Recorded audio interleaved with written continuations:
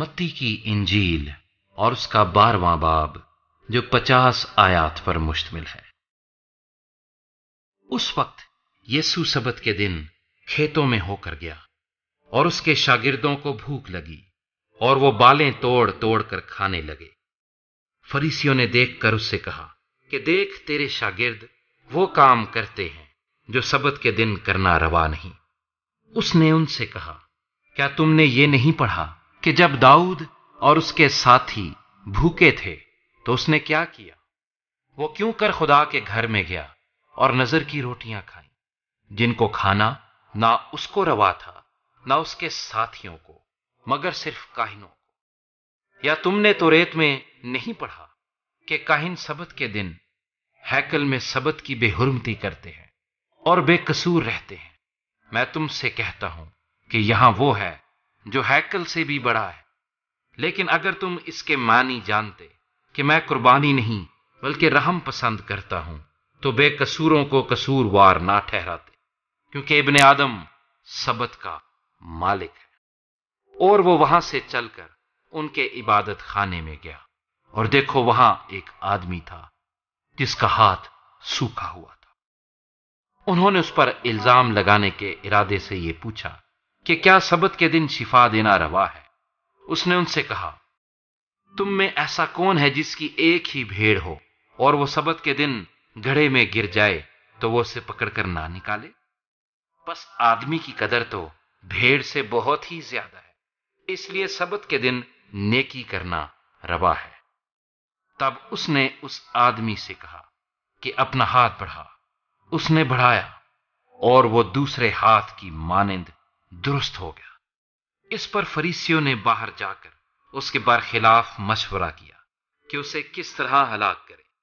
یسوع یہ معلوم کر کے وہاں سے روانہ ہوا، اور بہت سے لوگ اس کے پیچھے ہو لیے، اور اس نے سب کو اچھا کر دیا اور ان کو تاکید کی کہ مجھے ظاہر نہ کرنا، تاکہ جو یسایہ نبی کی معرفت کہا گیا تھا وہ پورا ہو کہ دیکھو یہ میرا خادم ہے جسے میں نے چنا، میرا پیارا جس سے میرا دل خوش ہے۔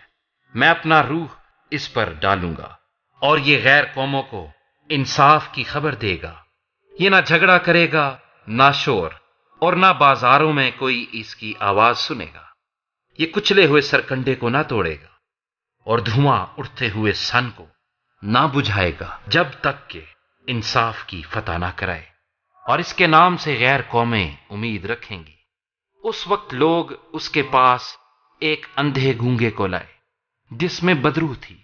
اس نے اسے اچھا کر دیا، چنانچہ وہ گونگا بولنے اور دیکھنے لگا، اور ساری بھیڑ حیران ہو کر کہنے لگی، کیا یہ ابن داؤد ہے؟ فریسیوں نے سن کر کہا، یہ بدروحوں کے سردار بالزبول کی مدد کے بغیر بدروحوں کو نہیں نکالتا۔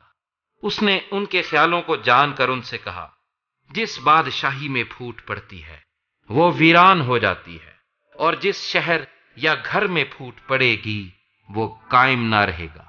اور اگر شیطان ہی نے شیطان کو نکالا تو وہ آپ اپنا مخالف ہو گیا، پھر اس کی بادشاہی کیوں کر قائم رہے گی؟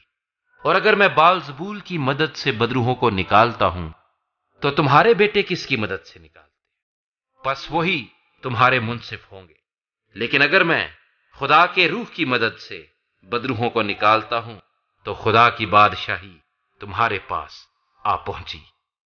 یا کیوں کر کوئی آدمی کسی زوراور کے گھر میں گھس کر اس کا اسباب لوٹ سکتا ہے، جب تک کہ پہلے اس زوراور کو نہ باندھ لے، پھر وہ اس کا گھر لوٹ لے گا۔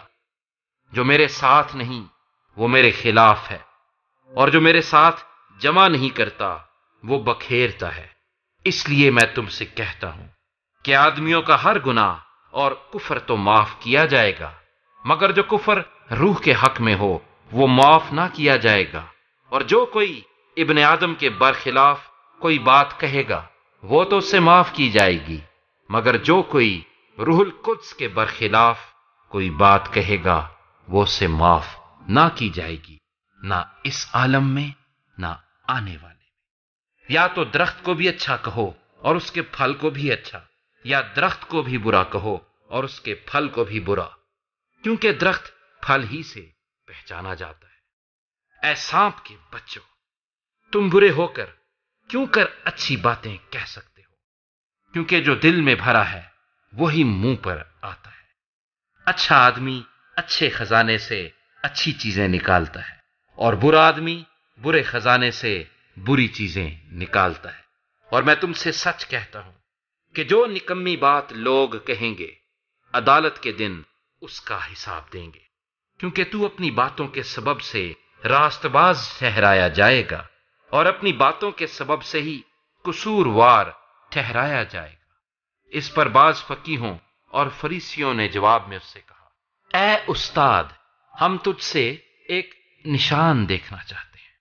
اس نے جواب دے کر ان سے کہا، اس زمانے کے برے اور زناکار لوگ نشان طلب کرتے ہیں، مگر یونا نبی کے نشان کے سوا کوئی اور نشان ان کو نہ دیا جائے گا، کیونکہ جیسے یونا 3 رات دن مچھلی کے پیٹ میں رہا، ویسے ہی ابن آدم 3 رات دن زمین کے اندر رہے گا۔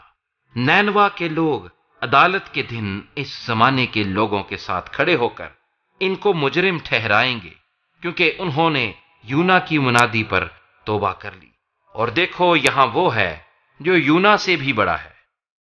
دکھن کی ملکہ عدالت کے دن اس زمانے کے لوگوں کے ساتھ اٹھ کر ان کو مجرم ٹھہرائے گی، کیونکہ وہ دنیا کے کنارے سے سلیمان کی حکمت سننے کو آئی، اور دیکھو یہاں وہ ہے جو سلیمان سے بھی بڑا ہے۔